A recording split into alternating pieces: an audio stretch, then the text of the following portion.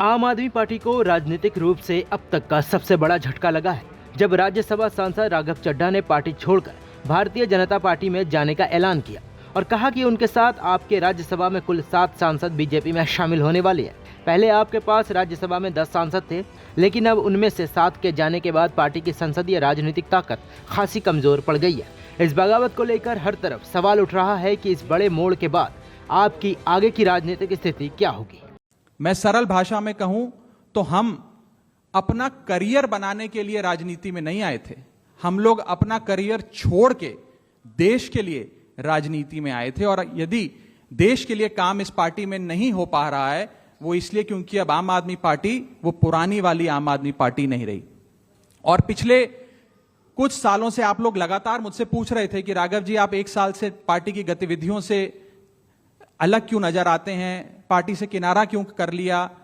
तब मैं कुछ बोलता नहीं था, मैं प्रयास कर रहा था कि चीजें बेहतर हों। लेकिन आज मैं आपको असल कारण बताता हूं कि क्यों मैंने पार्टी की गतिविधियों से अपने आप को अलग कर लिया। और उसका कारण यह है क्योंकि मैं उनके गुनाह में शामिल नहीं होना चाहता था। मैं उनकी दोस्ती के काबिल नहीं था क्योंकि मैं उनके गुनाह में शामिल नहीं था। अब जब 10 में से 7 राज्यसभा सांसद आप छोड़ चुके हैं तो पार्टी की संसदीय उपस्थिति बहुत सिमट गई है। इसका सीधा असर यह होगा कि कानून निर्माण, बजट और राष्ट्रीय नीतियों पर आपका प्रभाव कम हो जाएगा।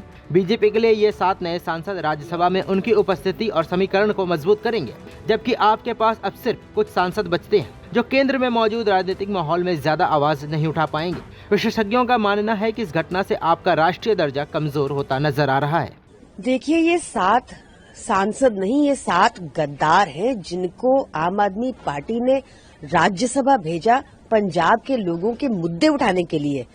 इन गद्दारों ने उस पार्टी का साथ छोड़कर उस पार्टी का साथ देना जरूरी समझा जिसने हमेशा पंजाब के लोगों को आतंकवादी बुलाया है, जिसने जो जिम्मेदार है 750 किसानों की शहादत की, जो जिम्मेदार है किसान के बच्चों के ऊपर गाड़ियां चलाने की, ये आज उस पार्टी के साथ जाके खड़े हो गए। ये बेहद दुर्भाग्यपूर्ण है।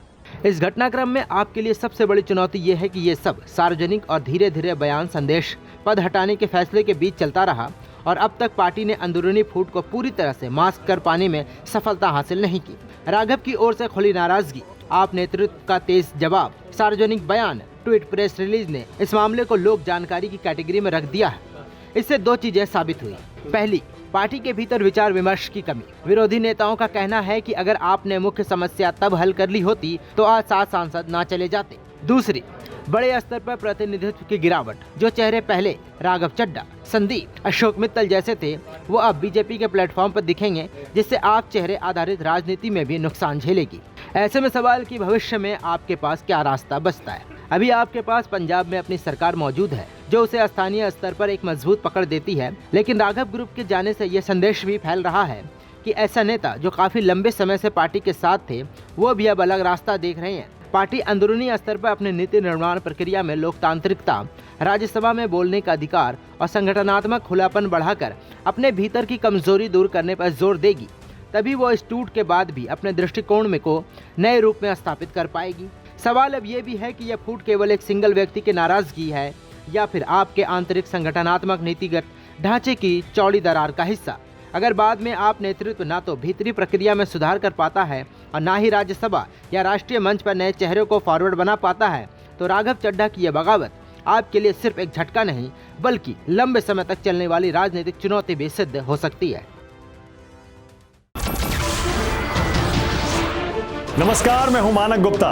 अगर आपको हमारा ये वीडियो पसंद आया हो तो इसे लाइक और शेयर जरूर करें, और हाँ, हमें सब्सक्राइब और फॉलो करना ना भूलें ताकि आप देश और दुनिया की कोई खबर मिस ना करें। तो जुड़े रहिए हमारे साथ और देखते रहिए न्यूज़ 24।